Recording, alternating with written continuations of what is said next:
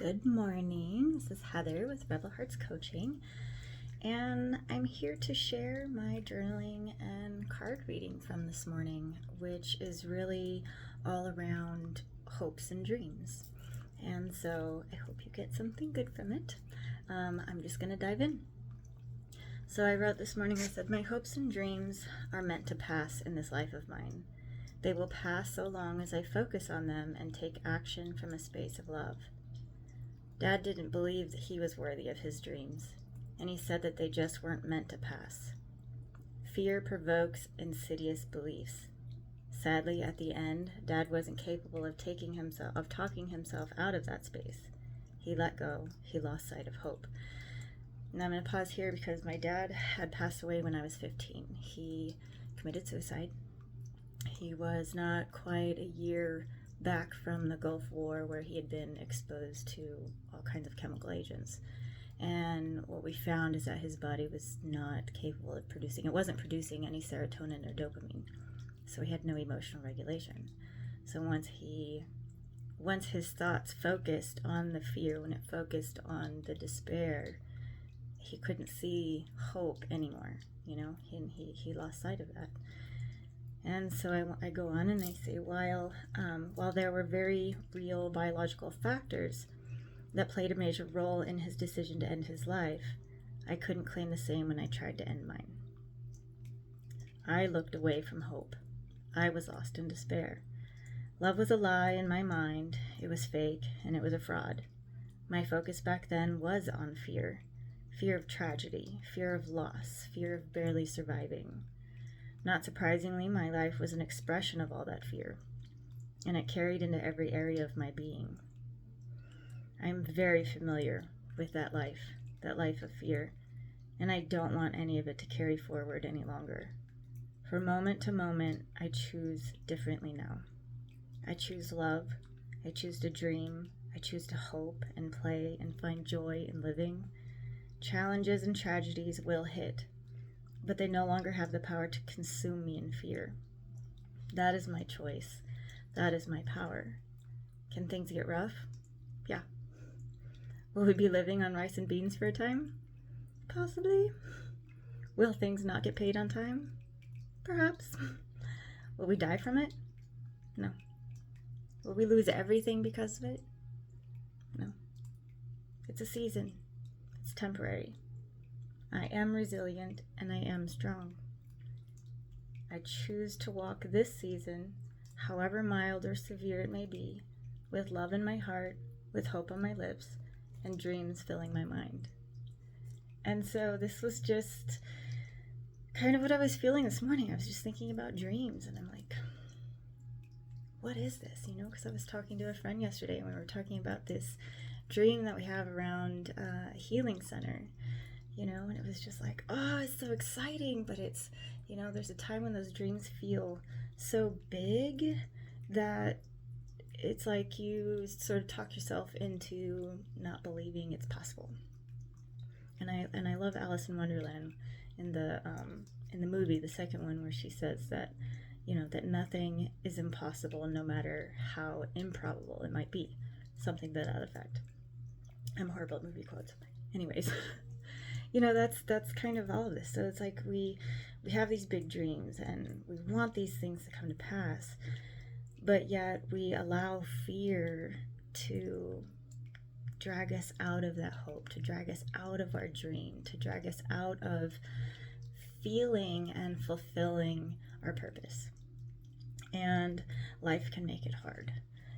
When you're scraping by in life, it makes it harder to focus on love, to focus on faith, to focus on all of that, because there are so many just heavy energies that are all around you. I knew that life. So anyways, about dreams. So card decks I used this morning were the same as yesterday. So the Keepers of Light and the Crow Tarot. And what I have in regards to my soul lessons.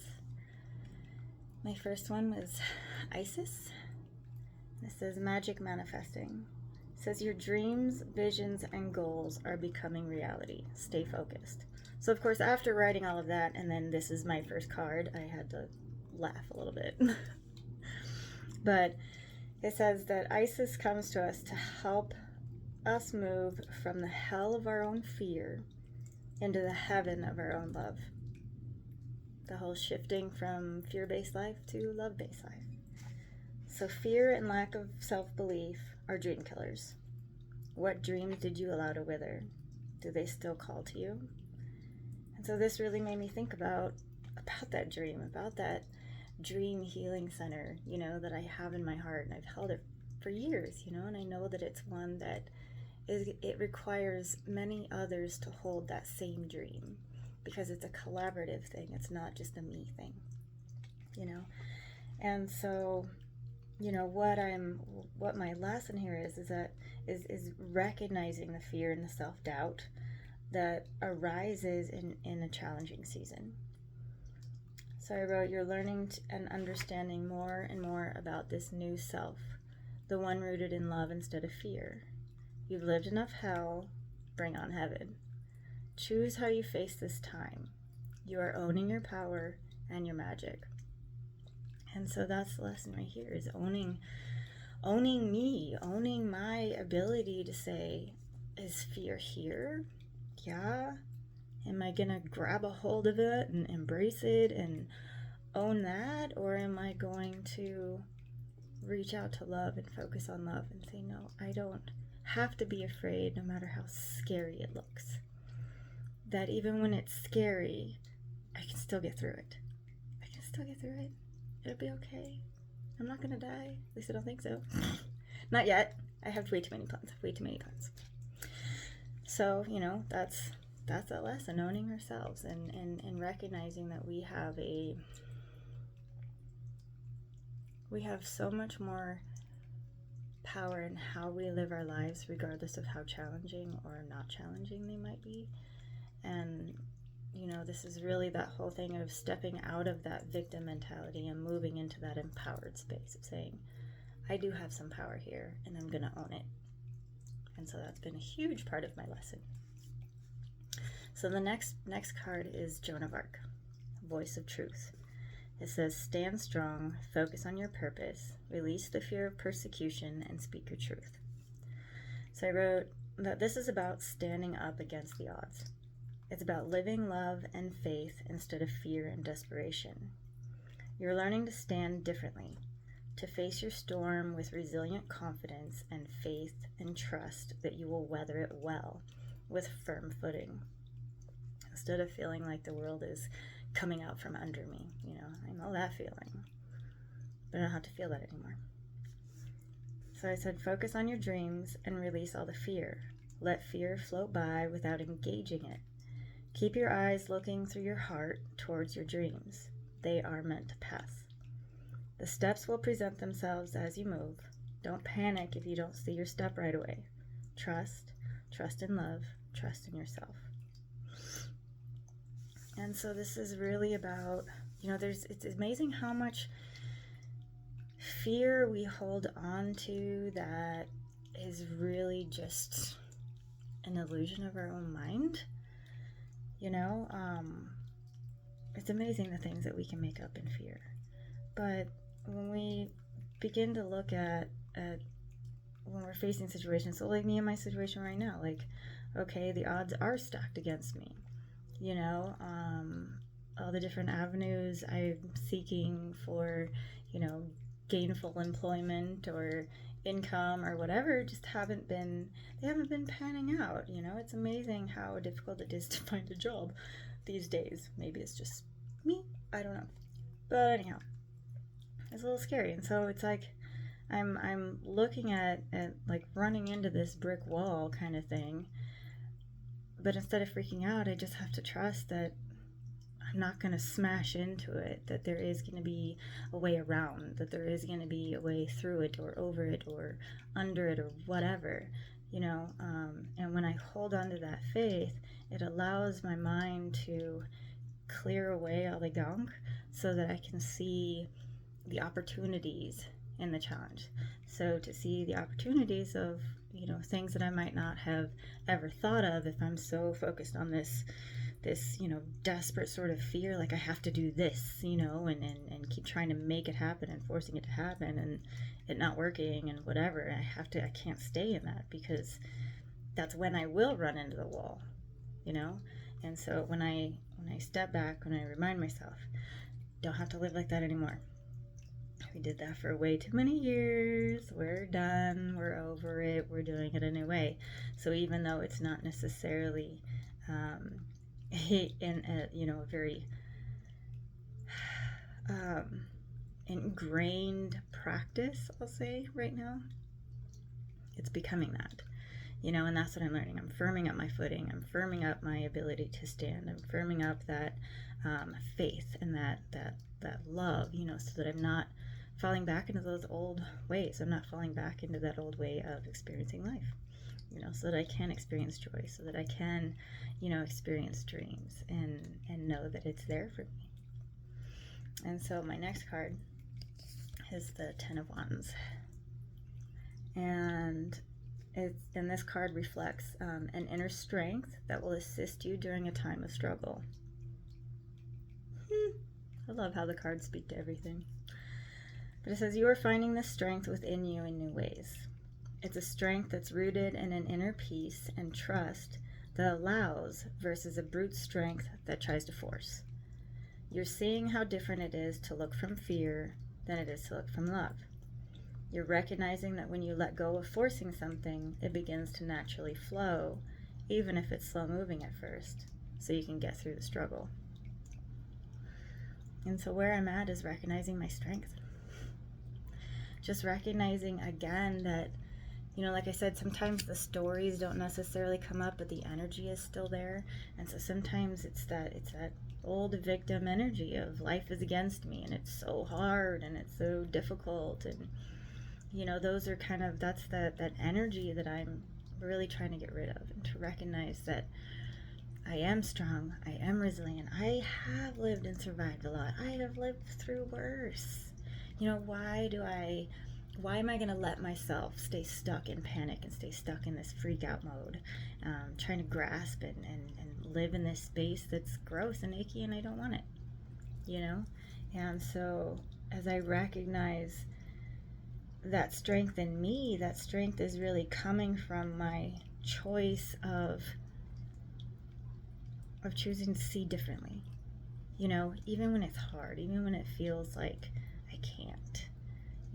I pause, I breathe, and I'm like, nope, we got this, we can do this, we can look differently, we can see from a different perspective. And every time, I'm presented with, just greater vision, an ability to see more than what I have been seeing, so whether that is opportunities or, just whatever it might be, I'm able to see more so that I can take action differently, if that makes sense. Anyways, gotta believe that we're strong enough to handle it. My last card is the Three of Swords. This card usually scares people. But I wrote, knowing the depths of despair allows for a deeper and more intimate knowing of hope. The stronger the fear, the more freedom is found in love. When you're intimate with the darkness, you see the power of the light with gratitude. When you know loss, you appreciate what you have. When you find your fulcrum point, that balance point, between the two, you're able to move forward with grace and relative ease. You do not walk in love by rejecting fear. You walk in love irregardless of fear's presence. And where unconditional love exists, fear can't stay. And so this is just a reminder for me that, hey, it doesn't matter what all that old fear ever brought in life. It doesn't matter what all of those old experiences are, because I don't have to repeat them. When I'm in that space of peace within myself, when I'm able to see what I have versus what's being lost, it's a completely different experience of the challenge. And doesn't mean that the challenge necessarily completely disappears. It's still there, but we create a different experience in the challenge. And so, I'm able to breathe, I'm able to come up with different ideas, I'm reaching out in new ways, and I'm finding more and more strength and power in myself within this time. And when I say I lived a powerless life for a long time, I gave it all away. I didn't believe I was lovable. I gave all my power away. Whatever it was, what it was. But knowing that life lived in fear, knowing how my life played out in the grip of those fears and those self-doubts, reminds me, like, hey, do you have a choice? And I'm not going back there. No matter how scary any of this is, I'm not going back into that space.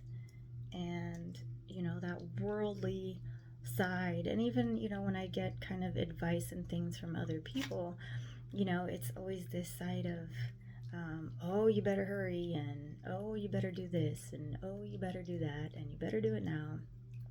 And, it's like none of it feels right, because all of it pushes me into this panic mode that narrows my vision, that kills my dreams, that deadens my heart, and I'm like, no, I'm not going back there.